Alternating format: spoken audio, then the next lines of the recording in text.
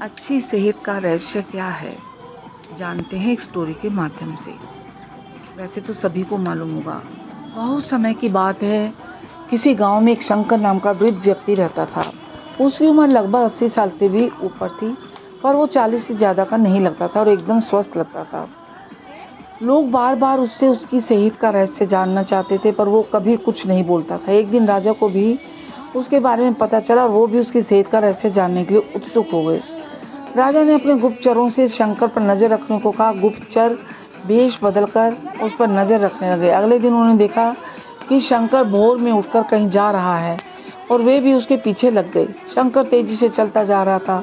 मीलों चलने के बाद वो एक पहाड़ी पर चढ़ने लगा और अचानक ही गुप्तचरों की नज़रों से गायब हो गया। गुप्तचर वहीं रुककर उसका इंतजार करने लगे।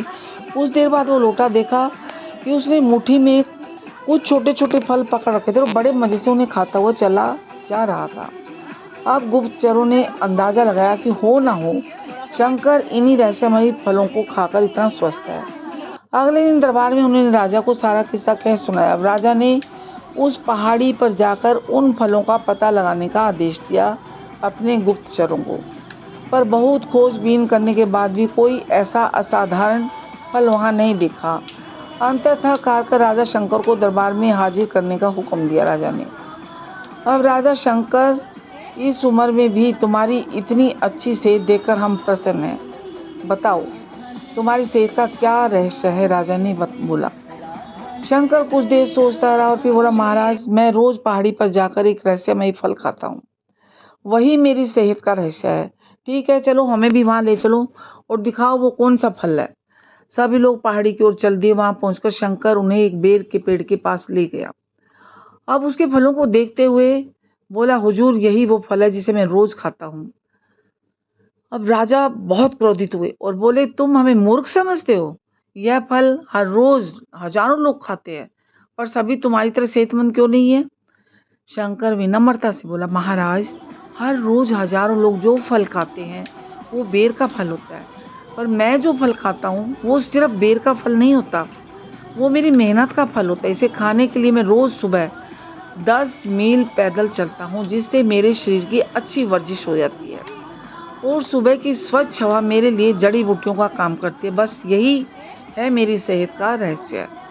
अब राजा शंकर की बात समझ चुके थे। उन्होंने शंकर को स्वर्ण मुद्राएं देते हुए सम्मानित किया और अपनी प्रजा को भी शारीरिक श्रम करने की नसीहत दी। मित्रों, आज टेक्नोलॉजी ने हमारी ज़िंदगी बिल्कुल आसान बना दी है। तो पहले तो हम छोटे बड़े सभी कामों के लिए घर से निकलना पड़ता था। अपने काम खुद करते थे, कपड़े धोते थे, घर में साफ़ सफाई, झाड़ू पोछा लगाना। आजकल कोई कुछ करता नहीं है, मेड पर डिपेंड हो गए हैं सभी। सब लोग इंटरनेट के थ्रू ऑनलाइन सामान घर बैठे बैठे ही मंगवा लेते हैं। घर से बाहर कोई निकलता नहीं है, बहुत कम निकलते हैं। ऐसे में जो थोड़ा बहुत फिजिकली एक्टिविटी के मौके होते थे वो भी ख़त्म होते जा रहे हैं और इसका असर हमारी सेहत पर साफ देखा जा सकता है। WHO के मुताबिक भी आज दुनिया में 20 साल से ऊपर के 35% लोग ओवरवेट हैं। ऐसे में ज़रूरी हो जाता है कि हमें अपनी सेहत का ध्यान रखना चाहिए और रोज़मर्रा के जीवन में शारीरिक श्रम को महत्व दें। सुबह वॉक करें, एक्सरसाइज करें, योगा करें, बहुत ज़रूरी है सभी के लिए। एक बार आप जब करना शुरू कर देंगे तो आपको खुद ही लगेगा, इतना अच्छा लगेगा, खुद फ्रेश फील करो, सारी बीमारियां भाग जाएंगी। किसी भी बीमारी का इलाज पेन किलर से नहीं है, सिर्फ और सिर्फ एक्सरसाइज, योगा और वॉक है। इससे सारी बीमारियां भाग जाएंगी। जब आप खुद करेंगे तो आपको पता चलेगा। Thank you. आपको मेरी ये वीडियो कैसी लगी, इसके लिए लाइक करिए, अगर अच्छी लगती है तो सब्सक्राइब कीजिए अगली नई स्टोरी सुनने के लिए। धन्यवाद।